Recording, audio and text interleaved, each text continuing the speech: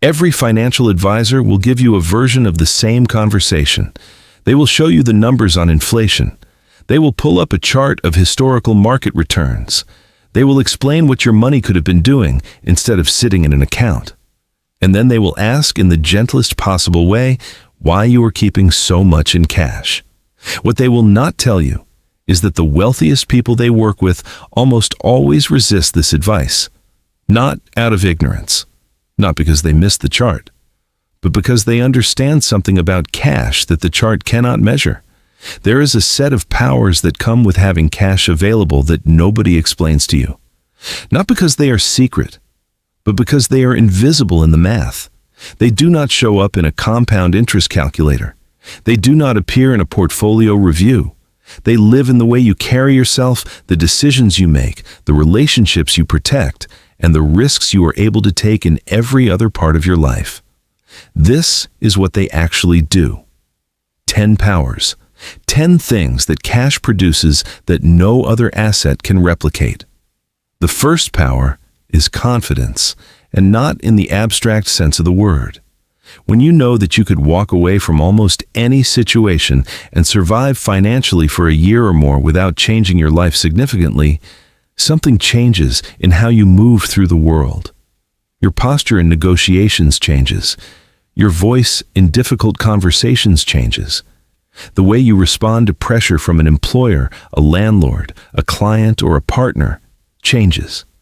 People who study negotiation professionally have a term for this. It is called your BATNA, your best alternative to a negotiated agreement. The strength of your position in any negotiation is determined almost entirely by how acceptable your alternative is if the deal falls through. Cash is a permanent, universal BATNA. It means you always have somewhere to go. Most people have never experienced what it feels like to negotiate from that position. To ask for the raise, knowing that if the answer is no, you can leave. To walk into a client meeting, knowing that if they try to squeeze your price, you can decline. This is not arrogance. It is what genuine financial security produces in a person. And it changes outcomes across every area of life, not just financial ones. The second power is what cash does to your relationship with risk everywhere else. This sounds counterintuitive, and it is worth sitting with. People assume that keeping cash makes you conservative, that it is the cautious choice, the safe harbor. But what cash actually does for people who understand it is the opposite. It makes them more capable of taking intelligent risks in other areas.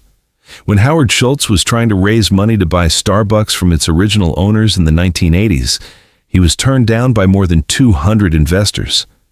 He kept going back. He kept pitching. He was able to sustain that process not because he was reckless, but because he had structured his personal finances to withstand the uncertainty. The cushion did not make him timid. It made the risk of building something new survivable. This is the dynamic that most people miss. The person without a financial cushion cannot afford to try things that might fail. Every risk they take is all in. Every potential failure is a crisis. So they stop taking risks. They stay in the job they hate. They do not start the business. They do not make the offer. Cash is what gives people permission to attempt things because it ensures that a failed attempt is not a catastrophe. The third power is what cash does to your time horizon. Invested capital has its own logic. It wants to compound. It produces pressure to stay invested, to not disrupt the position, to let it run. When your money is fully deployed, you become a passenger to the timeline of whatever you have invested in. You wait for the business to hit its milestone. You wait for the market to recover. You wait for the property to appreciate. Cash is different. It has no timeline. It does not need anything from you. It simply remains available, and its availability means you can extend your patience indefinitely in every other area of your thinking. Charlie Munger spent decades making the same point in different ways. Patience is the foundational skill of wealth building. But patience is not a personality trait. It is a financial condition. The people who can wait are the people who do not need to act. Cash is what creates that condition. It is not the patient person who wins. It is the person who can afford to be patient. The fourth power is how cash changes the way other people treat you. This is rarely discussed because it sounds uncomfortable, but it is real, and the people who have experienced both sides of it will confirm it immediately.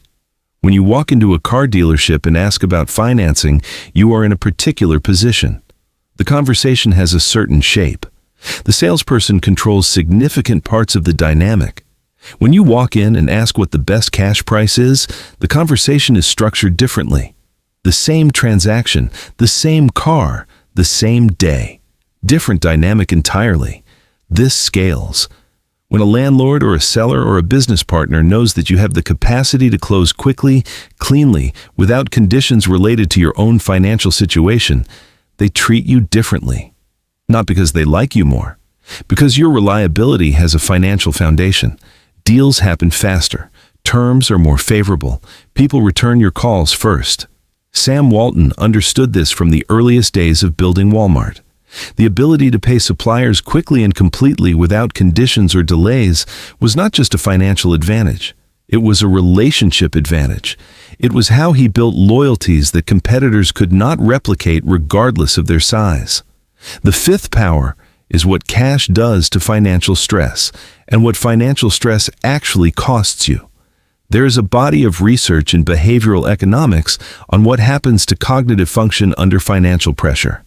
When people are worried about money, their ability to think clearly, plan ahead, weigh long-term consequences, and resist impulsive decisions drops measurably. Not because they are weak, because the brain under financial stress is allocating resources differently. It is managing the immediate threat. The practical consequence is this: people who are financially fragile make worse decisions not just about money, but about everything. They accept bad job offers because they cannot wait. They stay in damaging relationships because leaving requires financial independence they do not have. They agree to terms they know are unfair because negotiating requires leverage they do not possess. Cash removes this tax, not completely and not immediately. But having a meaningful reserve changes the baseline condition of your financial life. It moves you from managing survival to making choices. And the quality of decisions made from that position is categorically different from decisions made under pressure. The sixth power is how cash protects your most important relationships. Financial stress is the most commonly cited cause of conflict in long-term partnerships and marriages in virtually every study conducted on the subject. Not dramatic financial crises. Ordinary, persistent, low-level financial pressure. The quiet anxiety of not knowing whether this month will work. The unspoken resentment that comes from constrained choices. The decisions made under pressure that people later regret and blame each other for.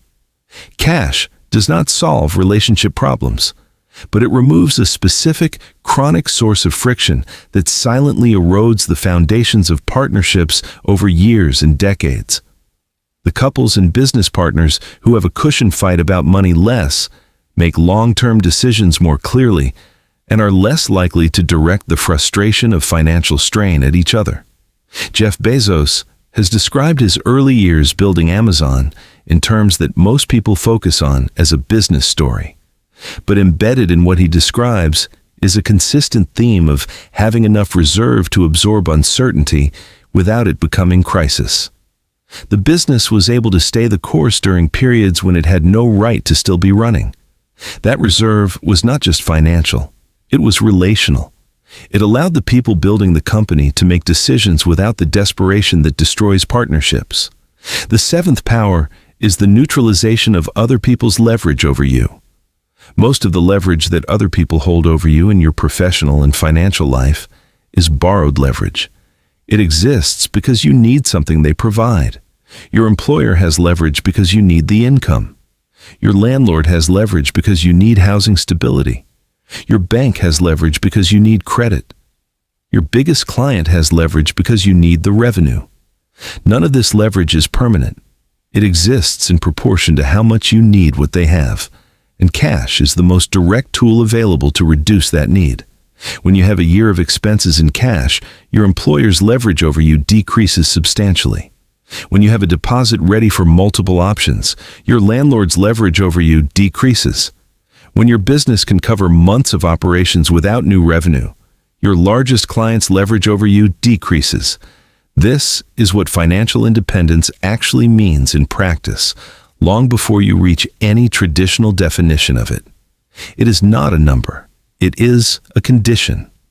A progressive reduction in how much other people can control your decisions through control of what you need. Cash is how you build that condition incrementally, one reserve at a time.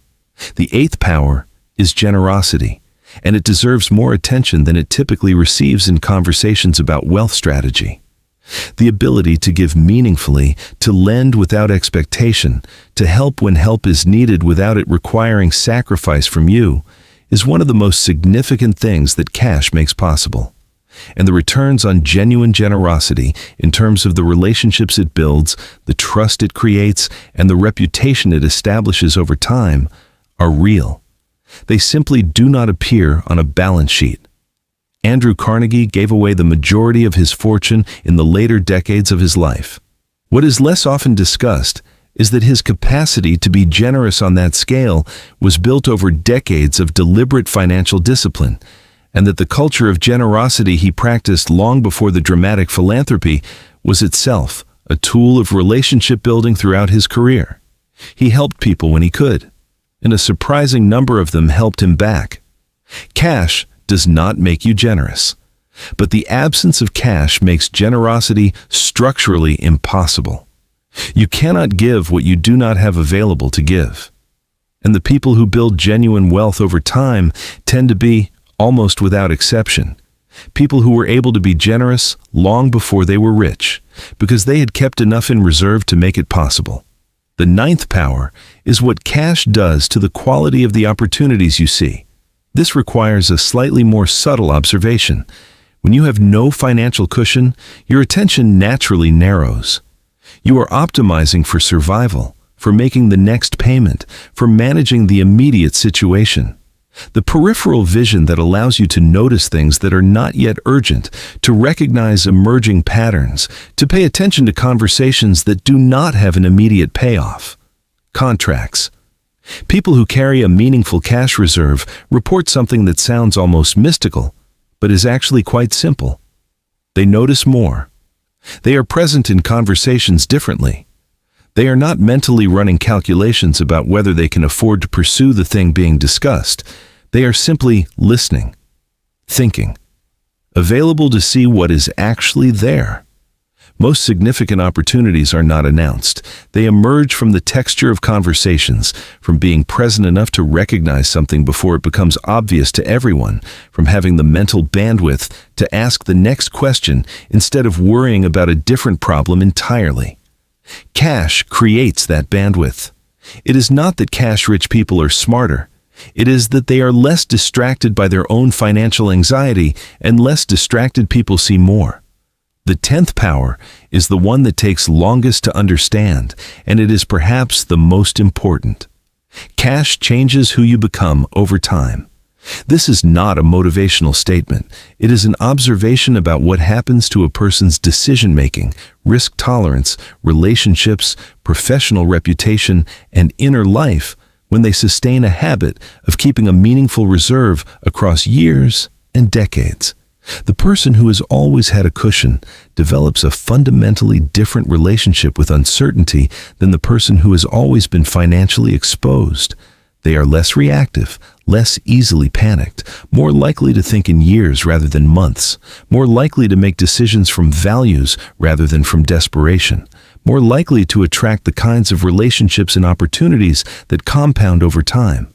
John Templeton, one of the greatest investors of the 20th century, described the foundation of his entire philosophy in a single sentence. He said that the secret to his success was that he had never needed to sell. Not a stock, not a position, not an asset, because he had always kept enough in reserve that no external pressure could force his hand. That condition, built and maintained deliberately over a lifetime, was not just a financial strategy. It was a character-building practice. The cash was not the wealth. The cash was what protected everything else while the wealth was being built. Most people think about cash as the thing you keep until you find something better to do with it, a placeholder. A waiting room for money that has not yet found its purpose. The people who build serious wealth over time think about it differently. They think about cash as infrastructure, as the condition that makes everything else possible, as the thing that determines not just what you can do with your money, but who you become in the process of managing it. The financial advisors are not wrong that cash earns less. They are measuring the wrong thing. They are measuring the return on the cash. They are not measuring the return on the confidence it builds, the relationships it protects, the leverage it neutralizes, the risks it enables, the decisions it improves, or the person it shapes. You cannot put those things in a spreadsheet, but you can see them clearly in the lives of the people who have understood them long enough for the evidence to accumulate. That is the real power of having cash. And it is the power that almost nobody explains.